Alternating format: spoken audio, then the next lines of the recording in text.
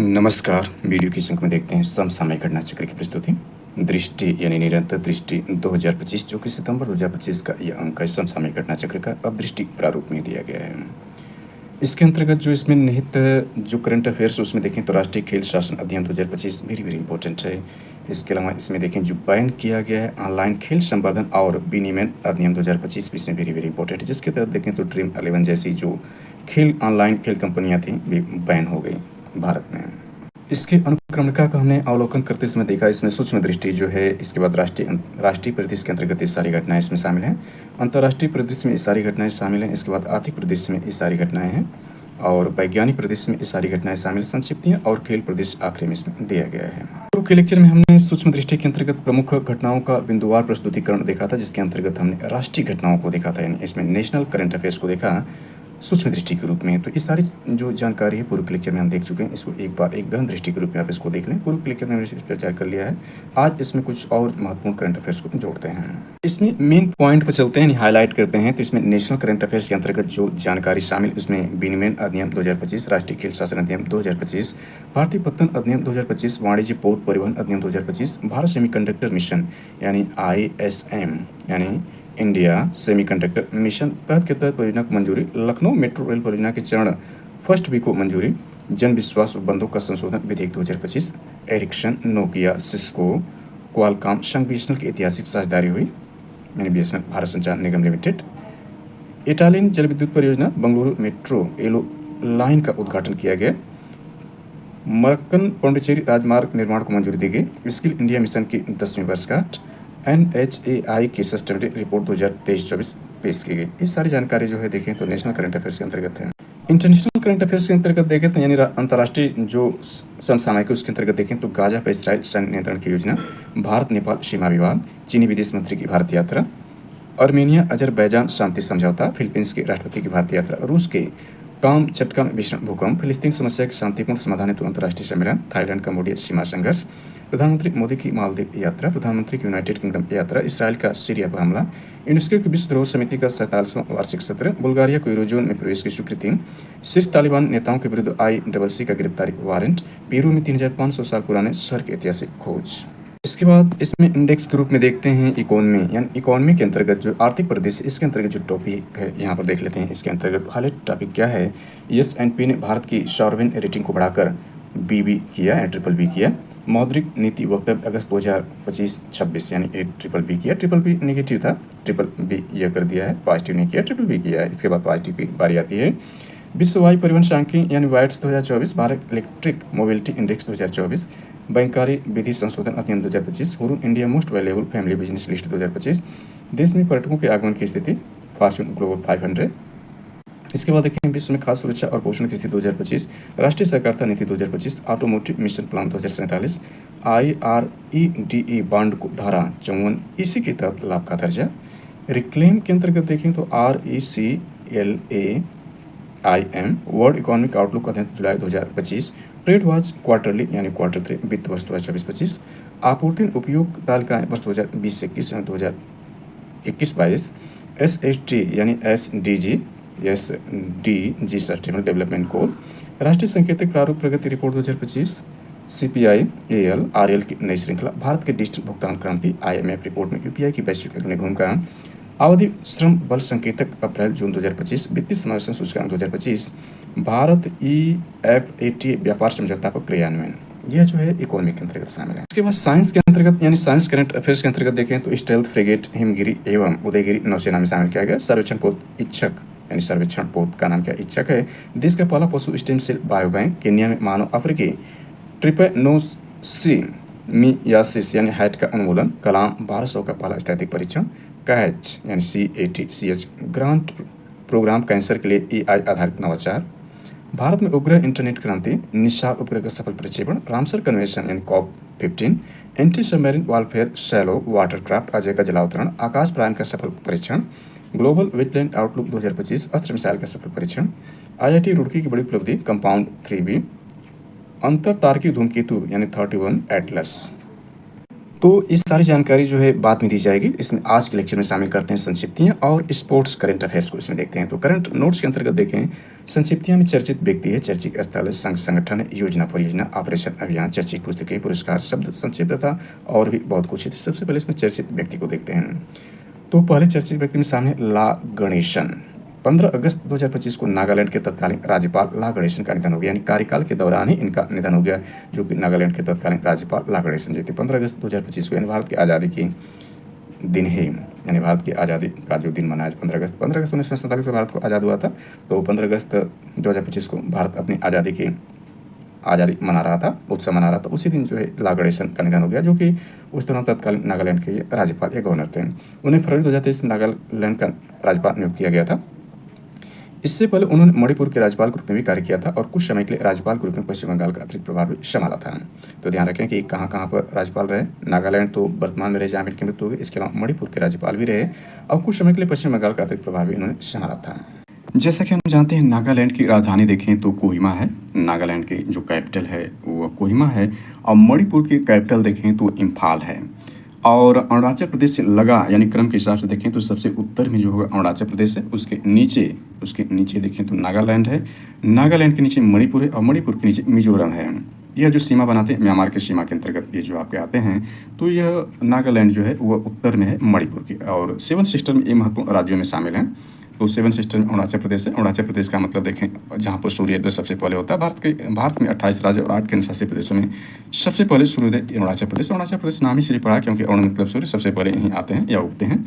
और सबसे पश्चिमी राज्य गुजरात है, यानी सबसे पूर्वी और सबसे पश्चिमी भारत के राज्यों में देखें तो लगभग समय में 2 घंटे का अंतर होता है। सबसे पहले सूर्योदय अरुणाचल प्रदेश में होता है और इसके बाद 2 घंटे बाद गुजरात में होता है। तो 7 सिस्टर ये राज्य रहे, उनकी राजधानियों को भी आप इंपॉर्टेंट रूप से याद कर लें कि अरुणाचल प्रदेश की राजधानी देखें तो ईटानगर है। और इसके बाद देखें नागालैंड की राजधानी कोहिमा है और मणिपुर की राजधानी इम्फाल है। मिजोरम की राजधानी आइजोल है। त्रिपुरा की राजधानी अगरतला है और मेघालय की राजधानी शिलोंग है। असम की राजधानी दिसपुर है। तो ये 7 सिस्टर वेरी वेरी इंपॉर्टेंट है। और यदि 8वें राज्य के रूप में जोड़ लें इसमें सिक्किम को भी, तो सिक्किम की राजधानी गंगटोक है। और पश्चिम बंगाल की राजधानी देखें तो कोलकाता यानी कलकत्ता है। यहाँ पर अतिरिक्त प्रभार इन्होंने संभाला था। थोड़ी जानकारी एक्स्ट्रा ऐड कर लिया। और इसमें देखें इस बार जो है 15 अगस्त 2025 को 78वां या 79वां यानी 78वां स्वतंत्रता दिवस भारत में मनाया गया है, जो कि देखें 15 अगस्त 2047 को भारत की आज़ादी की 100वीं वर्षगांठ मनाई जाएगी। तब भारत का लक्ष्य भारत का एक विकसित राष्ट्र के रूप में उदय होना या विकसित राष्ट्र बनना तय किया गया है। और यह ऐसा संभव है, भारत के नागरिकों द्वारा ऐसा संभव किया जा सकता है और होना भी चाहिए। तो यहाँ पर देखें दूसरा जो करंट अफेयर्स बनता है यह है कि राजू रमेश और कमांडर जतिंदर पाल सिंह सेवानिवृत्त हो गए। 5-6 अगस्त 2025 के मध्य 2 भारतीय जल यात्रियों वरिष्ठ वैज्ञानिक राजू रमेश और कमांडर जतिंदर पाल सिंह सेवानिवृत्त ने अटलांटिक महासागर में 4025 मीटर और 5002 मीटर की गहराई तक समुद्र में सफलतापूर्वक अभियान चलाया। ध्यान रखना है कि ये 2 भारतीय जल यात्री वरिष्ठ वैज्ञानिक राजू रमेश और कमांडर जतिंदर पाल सिंह सेवानिवृत्त हुए, यानी इनका जो है सेवानिवृत्त हो गए। अटलांटिक महासागर में जो गहराई देख सकते हैं समुद्र में सफलतापूर्वक अभियान चलाए थे।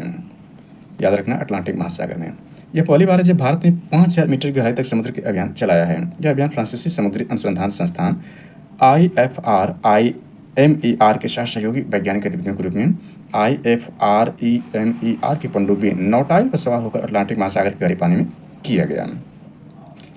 यह रिकॉर्ड अभियान भारत के समुद्रयान मिशन के तहत प्रारंभिक कार्य की प्रस्तावना, जिसका उद्देश्य वर्ष 2027 तक स्वदेशी रूप से विकसित पनडुब्बी मत्स्य 6000 में यानी मत्स्य 6000 में 3 जल यात्रियों को 6000 मीटर गहराई तक भेजना है। याद रखना ये मत्स्य 6000 मिशन के अंतर्गत यह है, यानी यह रिकॉर्ड अभियान भारत के समुद्रयान मिशन यह है कि तहत प्रारंभिक कार्य की प्रस्तावना, जिसका उद्देश्य वर्ष 2027 तक यानी अगले 2 वर्ष के बीच में स्वदेशी रूप से विकसित पनडुब्बी के नाम मत्स्य 6000 में 3 जल यात्रियों को 6000 मीटर गहराई तक भेजने का लक्ष्य है। किसके तहत? समुद्रयान मिशन के तहत। और पनडुब्बी का नाम क्या है? मत्स्य 6000 है। आगे इसमें देखते हैं तो न्यायमूर्ति यशवंत वर्मा जी के बारे में देखें तो यह है कि 12 अगस्त 2025 को लोकसभा में इलाहाबाद उच्च न्यायालय के न्यायाधीश न्यायमूर्ति यशवंत वर्मा के खिलाफ महाभियोग प्रस्ताव स्वीकार किया गया है। इसके साथ ही संविधान के अनुच्छेद 124 सब आर्टिकल 4 124 सब आर्टिकल 4 217 और 218 के तहत उन्हें पद से हटाने की कार्रवाई का रास्ता साफ हो गया। यानी ये आर्टिकल इंपॉर्टेंट है कि किसी भी जज को जो महाभियोग के तहत हटाने का प्रस्ताव यदि पारित होता है तो ये संविधान के अनुच्छेद महत्वपूर्ण हो जाते हैं, उनको पद से हटाने की कार्रवाई का रास्ता यहीं से शुरू होता है। यानी अनुच्छेद 124 सब आर्टिकल 4 से 217 और 218 से संबंधित यह अनुच्छेद है। इसके अंतर्गत देखें तो लोकसभा अध्यक्ष, वर्तमान में लोकसभा अध्यक्ष 18वीं लोकसभा का जो गठन किया गया है उसमें जो वर्तमान लोकसभा अध्यक्ष ओम बिरला जी हैं, तो लोकसभा अध्यक्ष ओम बिरला ने न्यायाधीश जांच अधिनियम 1968 और संबंधित नियमों के तहत आरोपों की जांच के लिए एक 3 सदस्यीय वैधानिक समिति का गठन किया है। इस समिति में उच्चतम न्यायालय के न्यायाधीश न्यायमूर्ति अरविंद कुमार, मद्रास उच्च न्यायालय के मुख्य न्यायाधीश न्यायमूर्ति मनिंद्र मोहन श्रीवास्तव और कर्नाटक उच्च न्यायालय के वरिष्ठ अधिवक्ता बीवी आचार्य शामिल हैं। जब तक समिति अपनी रिपोर्ट नहीं सौंपेगी तब तक प्रस्ताव लंबित रहेगा। अगर समिति आरोप को सही पाती है तो महाभियोग प्रस्ताव को संसद के दोनों सदनों के विशेष बहुमत से पारित कराना होगा। यह ध्यान रखना है कि अगर समिति आरोप को सही पाती है तो महाभियोग प्रस्ताव को संसद के दोनों सदनों विशेष बहुमत, याद रखिएगा, विशेष बहुमत से पारित कराना होगा। अर्थात उपस्थित और मतदान करने वाले सदस्यों को 2/3 मतदाता कुल सदस्यों का बहुमत होना चाहिए। इसके बाद प्रस्ताव राष्ट्रपति के अनुमोदन के लिए भेजा जा सकता है या भेजा जाएगा। इसके बाद देखें कबक यानों के बारे में देखें तो अगस्त 2025 में अरुणाचल प्रदेश की पर्वतारोही कबक यानों ने अफ्रीका की सबसे ऊंची चोटी यानी अफ्रीका महाद्वीप में देखें वर्तमान में 54 देश हैं और दूसरा सबसे बड़ा महाद्वीप अफ्रीका महाद्वीप है, यहाँ 54 देश हैं, सर्वाधिक देश यहीं पर हैं। तो इसकी सबसे ऊंची चोटी माउंट किलिमंजारो है। तो यह अरुणाचल प्रदेश की जो पर्वतारोही कबक यानों इन भारतीय पर्वतारोही हैं तथा यूरोप की सबसे ऊंची चोटी माउंट एलब्रूस को सफलतापूर्वक चढ़ाई की। कौन? जो है भारतीय पर्वतारोही कबक यानों जो अरुणाचल प्रदेश की रहने वाली हैं। वे मई 2024 में माउंट एवरेस्ट फतह करने वाली निशी समुदाय की पहली महिला है, यानी माउंट एवरेस्ट को भी मई 2025 में फतह कर चुकी थी। निशी समुदाय की पहली महिला भी हैं। अगला जो current affairs very very important है सीपी राधाकृष्णन जी के बारे में है कि 17 अगस्त 2025 को महाराष्ट्र के राज्यपाल यानी महाराष्ट्र के राज्यपाल सीपी राधाकृष्णन उपराष्ट्रपति चुनाव में राष्ट्रीय जनतांत्रिक गठबंधन एनडीए के उम्मीदवार घोषित किए गए। वर्तमान में ये राज्यपाल निर्वाचित भी हो चुके हैं, तो इनके बारे में थोड़ा सा पहले इसमें देख लेते हैं, फिर इसके बाद लेटेस्ट ग्रुप में देख लेते हैं। जबकि इंडिया ब्लॉक से उच्चतम न्यायालय के पूर्व न्यायाधीश न्यायमूर्ति बी सुदर्शन रेड्डी जी, इनको भी याद रखना है कि यह इनके प्रतिद्वंदी ग्रुप में थे, उन द्वारा घोषित किया गया था विपक्षी उम्मीदवार। गौरतलब है कि जुलाई 2025 को जगदीप धनखड़ ने उपराष्ट्रपति पद से इस्तीफा दे दिया था, यानी जो निवर्तमान उपराष्ट्रपति जगदीप धनखड़ जी थे उनका इस्तीफा दिया था 21 जुलाई 2025 को। किस कारण से? स्वास्थ्य कारणों से। तो इन दोनों में देखें जो सीपी राधाकृष्णन जी जो है यह वर्तमान में जो निर्वाचित हो चुके हैं उपराष्ट्रपति भारत के, तो इसको थोड़ा सा करंट के रूप में ऐड कर लेते हैं क्योंकि इनका जो चुनाव किया गया था 9 सितंबर 2025 को उपराष्ट्रपति के चुनाव कराया गया था। किनके बीच में? सीपी राधाकृष्णन और जो है बी सुदर्शन रेड्डी जी के बीच में। दोनों लोग क्या थे वर्तमान में? यह महाराष्ट्र के राज्यपाल थे और पूर्व न्यायाधीश न्यायमूर्ति बी सुदर्शन रेड्डी जी जो इंडिया ब्लॉक के जो है कैंडिडेट थे और ये एनडीए के कैंडिडेट थे। इसमें लेटेस्ट करंट अफेयर्स के रूप में देख लेते हैं, यानी 9 सितंबर 2025 को जो निर्वाचन हुआ उसके चुनाव परिणाम को देखें। 9 तारीख को ही परिणाम घोषित कर दिया गया। तो चुनाव 16 की उम्र में संघ की शाखा से शुरू हुआ सफल उपराष्ट्रपति कुर्सी तक पहुंचे। राधाकृष्णन बने 15वें उपराष्ट्रपति। 14 विपक्षी सांसदों की क्रॉस वोटिंग हुई। राधाकृष्णन जी को देखें 452 वोट मिले, सुदर्शन रेड्डी जी को 300 वोट मिले, कुल 767 वोट डाले गए जिसमें से 15 अवैध रहे। थोड़ा सा जानकारी इसमें ऐड कर लेते हैं। देखें तो यह है एनडीए उम्मीदवार सीपी राधाकृष्णन देश के 15वें उपराष्ट्रपति चुने गए। उन्हें विपक्षी गठबंधन इंडिया के जस्टिस बी सुदर्शन रेड्डी को 152 वोटों से हराया। मंगलवार को 9 सितंबर 2025 को हुए मतदान में 788 में से 767 यानी 98% सांसदों ने वोट डाला। 67 वर्षीय राधाकृष्णन को उम्मीदवार यानी उम्मीद से कहीं ज्यादा 452 वोट मिले। रेड्डी को 300 वोट मिले जबकि 15 वोट अमान्य करार दिए गए। जीत के लिए 370 वोट की जरूरत है, इंपॉर्टेंट है। 370 वोटों की जरूरत है। इनको मिले कितने? 452 मिले। विपक्षी इनके जो थे 300 वोट मिले। नतीजे संकेत दे रहे हैं कि विपक्ष एकजुट नहीं रहा। कम से कम 14 विपक्षी सांसद एनडीए के पक्ष में क्रॉस वोटिंग अटकले हैं। एनडीए के पास 427 सांसद थे। वाईएसआर कांग्रेस के 11 सांसद राधाकृष्णन को समर्थन दिया। उन्हें जोड़कर 438 वोट ही बनते हैं। भाजपा नेताओं का दावा है कि 15 विपक्षी सांसदों ने क्रॉस वोटिंग की। एनडीए ने भी संकेत दिए कुछ विपक्षी सांसद जानबूझकर अमान्य वोट डाले। वोटिंग के बाद विपक्ष ने अपने सभी 315 सांसद एकजुट होने का दावा किया, लेकिन नतीजों ने ऐसा नहीं दिखा। मंगलवार देर शाम राज्यसभा महासचिव, याद रखिएगा राज्यसभा महासचिव कौन है? मंगलवार देर शाम राज्यसभा महासचिव पीसी मोदी, जो कि यही जो अफसर बनाए गए थे चुनाव के लिए, ने नतीजों को घोषणा की। उन्होंने बताया कि 13 सांसद ने मतदान नहीं किया। इसमें बीजेपी के 7, बीआरएस के 4 और सीएत का 1 और 1 निर्दलीय सांसद हैं। प्रधानमंत्री नरेंद्र मोदी, गृह मंत्री अमित शाह एनडीए के तमाम नेताओं राधाकृष्णन को बधाई दी। थोड़ी सी और जानकारी देखें तो नाम पर भ्रम के चलते केंद्रीय मंत्री नहीं बन पाए थे, आज उपराष्ट्रपति तक पहुंचे हैं। तो 1957 की 20 अक्टूबर को तमिलनाडु के तिरुपुर में जन्मे चंद्रपुरम, यानी इनका पूरा नाम इंपॉर्टेंट हो जाता है कि इनका जो देखें संक्षेप में ये है कौन? तो ये सीपी राधाकृष्णन जी हैं, यानी यहाँ पर देख सकते हैं सीपी राधाकृष्णन जी। इनका पूरा नाम क्या है? सी मीन्स चंद्रपुरम है, चंद्रपुरम पोनी शामी राधाकृष्णन, यानी याद रखें कि सर्वपल्ली राधाकृष्णन पहले उपराष्ट्रपति थे। इसके बाद देखें 15वें उपराष्ट्रपति जो है सीपी राधाकृष्णन जी बने चंद्रपुरम पोनुसामी राधाकृष्णन। 16 वर्ष की उम्र में आरएसएस से जुड़े हैं। कुछ ही वर्षों में जनसंघ की तमिलनाडु कार्यकारिणी तक पहुंचे, यानी इनका जन्म देखें तमिलनाडु में 20 अक्टूबर 1957 में हुआ था। राजनीतिक उदय 90 के दशक में हुआ। 1996 में तमिलनाडु भाजपा के सचिव बने। 2003 से 2006 तक प्रदेशाध्यक्ष रहे। इस दौरान 19,000 किलोमीटर की रथ यात्रा निकाली। 93 दिन की यात्रा नदियों को जोड़ने, आतंकवाद पर सख्ती, समान नागरिक संहिता से मुद्दे उठाए। अटल बिहारी वाजपेयी के दौर में 2 बार कोयमटेट के सांसद बने, 1 बार केंद्रीय मंत्री बनने की बेहद करीब थे, पर जैसे ही नाम के कारण पार्टी प्रबंधकों की चूक हुई और एक अन्य नेता पोन राधाकृष्णन को पद सौंप दिया गया। इसके बावजूद उन्होंने शिकायत नहीं की और संगठन में सक्रिय रहे।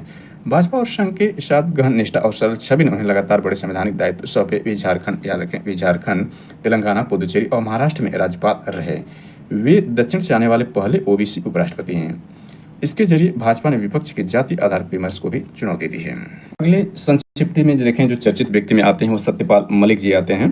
तो इसमें देखें 5 अगस्त 2025 को बिहार उड़ीसा अतिरिक्त प्रभार, यानी बिहार के और इनको उड़ीसा का अतिरिक्त प्रभार के रूप में तत्कालीन जम्मू कश्मीर राज्य, गोवा और मेघालय के पूर्व राज्यपाल सत्यपाल मलिक जी का निधन हो गया। इनका 5 अगस्त 2025 को।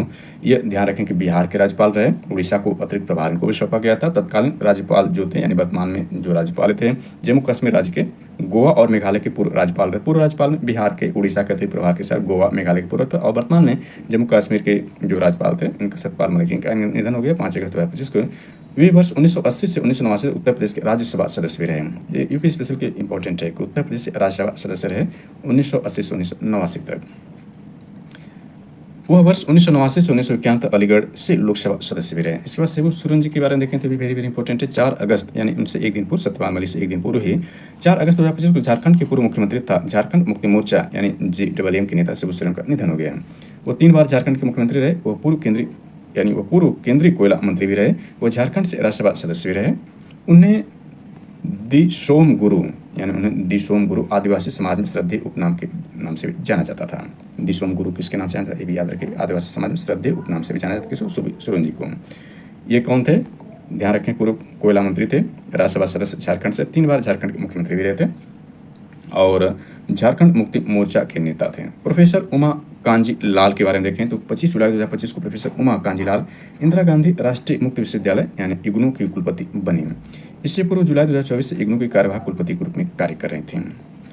और संक्षिप्त में देखें तो आपके यानी वो इग्नू की कुलपति बनने वाली पहली महिला है। इंपॉर्टेंट ये है। इसके बाद कविंदर गुप्ता जी के बारे में देखें तो 18 जुलाई 2025 को कविंदर गुप्ता ने केंद्र शासित प्रदेश लद्दाख के तीसरे उपराज्यपाल के रूप में शपथ ग्रहण किया। इस पद पर उन्होंने ब्रिगेडियर सेवानिवृत्त डॉक्टर BD मिश्रा का स्थान लिया।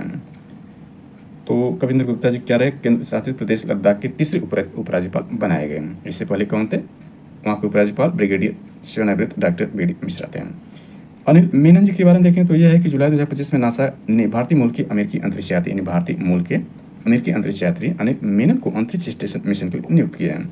वो अंतर्राष्ट्रीय अंतरिक्ष स्टेशन के अपने पहले मिशन पर फ्लाइट इंजीनियर और अभियान 75 यानी एक्सपेडिशन 75 के चालक दल के सदस्य के रूप में कार्य करेंगे।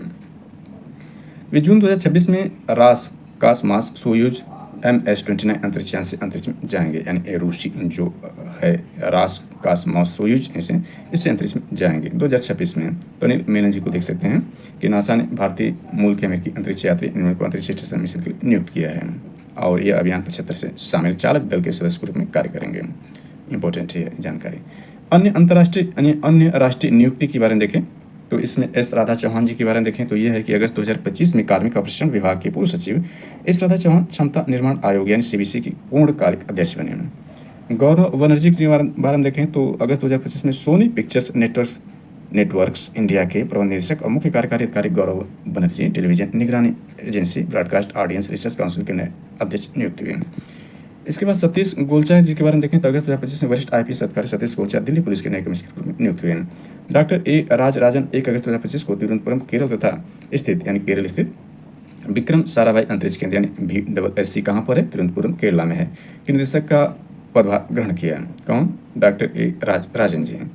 वाइस एडमिरल संजय वात्स्यायन जी के बारे में 1 अगस्त 2025 को भारतीय नौसेना के नए उपप्रमुख के रूप में कार्यभार ग्रहण किया। लेफ्टिनेंट जनरल पुष्पेंद्र सिंह 31 जुलाई 2025 को भारतीय सेना के उपप्रमुख का पदभार ग्रहण किया। KG पटेल IFFCO के नए प्रबंध निदेशक MD बने। शशि प्रकाश गोयल 31 जुलाई 2025 को वरिष्ठ IAS उत्तर प्रदेश के मुख्य सचिव का पदभार ग्रहण किया। इंपॉर्टेंट हो जाता है कि उत्तर प्रदेश के मुख्य सचिव का पदभार शशि प्रकाश गोयल जी ने ग्रहण किया। कब, 31 जुलाई 2025 को। राजकुमार अरोड़ा 1 अगस्त 2025 को रक्षा लेखा महानियंत्रक का पदभार ग्रहण किया। P अशोक गजपति राजू 26 जुलाई 2025 को पूर्व केंद्रीय नागरिक उड्डयन मंत्री अशोक गजपति राजू ने गोवा के नए राज्यपाल के रूप में ग्रहण किया, यानी गोवा के नए राज्यपाल ये बनाए गए। अजय सेठ जी के बारे में देखिए, 24 जुलाई 2025 को केंद्र सरकार के पूर्व वित्त एवं आर्थिक मामलों के सचिव अजय सेठ को भारतीय बीमा विनियामक अपराधकरण IRDA का अध्यक्ष नियुक्त किया गया। दीपक बागला के बारे में देखें तो जुलाई 2025 में नीति आयोग के अध्यक्ष, नीति आयोग के तहत अटल इनोवेशन यानी एम के नए निदेशक के रूप में कार्यभार ग्रहण किया। सोनाली मिश्रा के बारे में देखें तो 1 अगस्त 2025 को वरिष्ठ IPS अधिकारी सोनाली मिश्रा ने रेलवे सुरक्षा बल RPF की पहली महिला महानिदेशक के रूप में पदभार ग्रहण किया। नितिन गुप्ता के बारे में देखें 23 जुलाई 2025 को राष्ट्रीय वित्तीय रिपोर्टिंग प्राधिकरण यानी NFRA नए अध्यक्ष के रूप में पदभार ग्रहण किया। प्रोफेसर असीम कुमार घोष 21 जुलाई 2025 को प्रसिद्ध शिक्षाविद और प्रोफेसर असीम कुमार घोष ने हरियाणा के नए राज्यपाल का पदभार ग्रहण किया। R दोराई स्वामी 14 जुलाई 2025 को भारतीय जीवन बीमा निगम LIC के नए MD पदभार ग्रहण किया। संजय कौल जी के बारे में देखें जुलाई 2025 में गांधीनगर स्थित गिफ्ट यानी GIFT सिटी के प्रबंध निदेशक CEO बने। डॉक्टर अभिजात सेठ जुलाई 2025 में डॉक्टर अभिजात सेठ को राष्ट्रीय चिकित्सा आयोग का नया अध्यक्ष नियुक्त किया गया।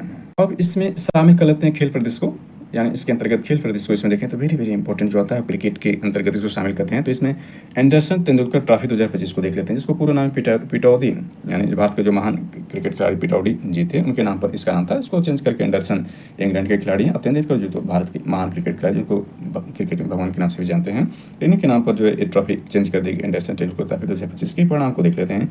तो ये खेला कब गया 20 जून से 4 अगस्त 2025 के बीच में खेला गया 5 मैचों की श्रृंखला थी, टेस्ट मैचों की श्रृंखला। इसके अंतर्गत देखिए भारत और इंग्लैंड के मध्य 5 मैचों की टेस्ट श्रृंखला के मेजबान इसका इंग्लैंड रहा। परिणाम ड्रा रहा 2-2 से, यानी 2 भारत ने जीते, 2 जो है वो इंग्लैंड जीता, 1 वास्तविक रूप से ड्रा रहा। व्यक्तिगत पुरस्कार हम देखें तो श्रृंखला का सर्वश्रेष्ठ खिलाड़ी 2 रहे, भारत के कप्तान शुभम गिल और हैरी ब्रूक यानी इंग्लैंड की तरफ से हैरी ब्रूक जो है, ये दोनों लोग श्रृंखला के सर्वश्रेष्ठ खिलाड़ी घोषित किए गए। सर्वाधिक रन शुभम गिल ने बनाया, 704 रन बनाया। सर्वाधिक विकेट मोहम्मद सिराज ने भारत की तरफ से लिया। भारत की तरफ से क्या पूरी श्रृंखला में सर्वाधिक विकेट निकाला, जो कि 23 विकेट लेने में सफल है। सर्वाधिक रन भी भारत के शुभम गिल ने ही बनाया। इसके बाद नए कीर्तिमान के अंतर्गत देखें तो बेन स्टोक इंग्लैंड तीसरे, यानी बेन स्टोक इंग्लैंड के कैप्टन है। Ben Stoke England test cricket में 7000 रन बनाने वाला 200 विकेट लेने तीसरे खिलाड़ी बने हैं विश्व में। गारफील्ड सोबर्स यानी वेस्ट इंडीज और जैक कालिस दक्षिण अफ्रीका की उपलब्धि पहले हासिल कर चुके हैं। पहले स्थान पर, दूसरे स्थान पर, तीसरे स्थान पर बने हैं। बेन स्टोक एक ही टेस्ट में शतक बनाने तब 5 विकेट लेने वाले इंग्लैंड के पहले कप्तान बने। लंदन के ओवल स्टेडियम में आयोजित 5वें अंतिम मैच को भारत ने 6 रन से जीता। ये ध्यान रखें, 6 रन से भारत जीता। टेस्ट क्रिकेट में भारत के सबसे कम रनों से जीते ऋषभ पंत टेस्ट में सर्वाधिक 8 शतक लगाने वाले भारतीय विकेट कीपर बने, यानी विकेट कीपर तब सर्वाधिक शतक इन्होंने 8 बनाए हैं। यह उपलब्धि पहले महेंद्र सिंह धोनी यानी पूर्व भारतीय महान कप्तान महेंद्र सिंह धोनी 8 शतक लगाए थे विकेट के रूप में, 6 शतक लगाए थे, 8 जो है ऋषभ पंत ने लगाते हैं विकेट कीपर के रूप में। ऋषभ पंत किसी टेस्ट के दोनों पारी में शतक लगाने वाले पहले भारतीय विकेट कीपर भी बने। वैश्विक स्तर पर ऐसा करने वाले जिम्बाब्वे के एंडी फ्लावर के बाद दूसरे विकेट कीपर हैं, यानी पहले विकेट के रूप में दोनों पारी में लगाने वाले जिम्बाब्वे के एंडी फ्लावर थे, दूसरे भारतीय विकेट कीपर ऋषभ पंत जी बने हैं। अगले इसमें रिकॉर्ड के बारे में यह देख सकते हैं, जसप्रीत बुमराह विश्व के नंबर 1 जो इस वक्त बॉलर हैं। जसप्रीत बुमराह 13 विकेट विदेशी धरती पर टेस्ट क्रिकेट में सर्वाधिक 5 बार यानी 13 बार इन्होंने विदेशी धरती पर 5 विकेट लेने का रिकॉर्ड भारतीय गेंदबाज बने हैं। 13 बार ऐसा इन्होंने विदेशी धरती पर किया है। जो रूट 12 टेस्ट क्रिकेट में भारत के विरुद्ध सर्वाधिक शतक लगाने वाले खिलाड़ी बने। जो रूट ने 12 बार जो है वह सेंचुरी मारा भारत के खिलाफ। इस टेस्ट श्रृंखला में कुल 21 शतक लगे, जिसमें से 12 भारतीयों ने लगाए और 9 जो है इंग्लैंड वालों ने लगाए। मोहम्मद सिराज इंग्लैंड में आयोजित टेस्ट श्रृंखला में सर्वाधिक विकेट लेना जसप्रीत बुमराह, यानी जसप्रीत बुमराह अब तक 23 विकेट ले चुके हैं, उनके रिकॉर्ड की बराबरी कर लिया। जसप्रीत बुमराह ने 2021-22 में यह रिकॉर्ड बनाया था 23 विकेट, इस बार मोहम्मद सिराज ने 23 विकेट लिया इस श्रृंखला में। जसप्रीत बुमराह भारतीय गेंदबाज द्वारा इंग्लैंड में सर्वाधिक टेस्ट विकेट लेने के रिकॉर्ड ईशांत शर्मा की बराबरी किए। जो रूट 213 ने टेस्ट क्रिकेट में सर्वाधिक कैच लेने का रिकॉर्ड अपने नाम किया। ये रिकॉर्ड पहले भारत के राहुल द्रविड़ 210 के 10 था, यानी भारत के जो दीवार थे राहुल द्रविड़ जी ने 210 जो है कैच लिया था, अब जो रूट ने 213 ले लिया है। लीड्स में आयोजित पहले मैच के दौरान भारतीय खिलाड़ियों ने 5 शतक लगाए, ये भी इंपॉर्टेंट है। टेस्ट इतिहास में पहली बार हुआ जब कोई टीम 5 शतक लगाने के बाद भी हार गई, यानी पहला टेस्ट भारत हार गया था। बर्मिंघम के एजबेस्टन क्रिकेट ग्राउंड में आज दूसरे टेस्ट को भारत ने 336 रन के विशाल अंतर से जीता था। विदेशी धरती पर आयोजित टेस्ट में यह भारत की सबसे बड़ी जीत थी। इन 5 मैचों की श्रृंखला के दौरान भारत ने 3809 रन बनाए। एक टेस्ट श्रृंखला में किसी टीम द्वारा बनाया गया दूसरा सर्वाधिक रन रहा। ऑस्ट्रेलियन एशिया श्रृंखला 1989 में 3877 यानी 877 का मतलब ये हुआ कि देखें कितना पीछे रह गए, तो 68 रन से पीछे रह गया भारतीय टीम, ये भी रिकॉर्ड टूट गया होता। जो रूट देखें तो इसमें 3383 रन भारत के विरुद्ध 3000 से ज़्यादा टेस्ट रन वाले बल्लेबाज बन गए हैं। जो रूट 13543 रन टेस्ट क्रिकेट में इतिहास दूसरे सर्वाधिक रन बनाने वाले खिलाड़ी बन गए। पहले स्थान पर भारत के जो सचिन तेंदुलकर जी ने 15921 रन बनाए हैं, दूसरे स्थान पर जो रूट आ चुके हैं, यानी टेस्ट सेंचुरी में भी दूसरे स्थान पर आ चुके हैं। पहले स्थान पर सचिन तेंदुलकर जी हैं जो कि 51 टेस्ट सेंचुरी बनाए मैक्सिमम है। यह देखें तो 39 टेस्ट शतक बना चुके हैं, दूसरे स्थान पर ये पहुंच चुके हैं। टेस्ट शतक बनाने में, रन बनाने में भी दूसरे स्थान पर जो रूट हैं। भारतीय टेस्ट टीम के जो नए कप्तान शुभम गिल बनाए गए उनके बारे में देखें तो भारतीय कप्तान द्वारा एक टेस्ट श्रृंखला में सर्वाधिक 704 रन बनाए कीर्तिमान बनाए गए। पहले रिकॉर्ड सुनील गावस्कर के पास 732 का था, उनसे ज़्यादा हो गए हैं। कितने ज़्यादा हो गए हैं तो यहाँ देखें 22 रन ज़्यादा बनाए एक श्रृंखला में। टेस्ट क्रिकेट में कप्तानों के तौर पर अपने पहले मैच में शतक लगाने वाले 5वें भारतीय बने शुभम गिल। किसी टेस्ट के एक बार में सर्वाधिक 269 बनाने वाले भारतीय कप्तान बने। बर्मिंघम में आज दूसरे मैच में उन्होंने 269 और 161 रन बनाए।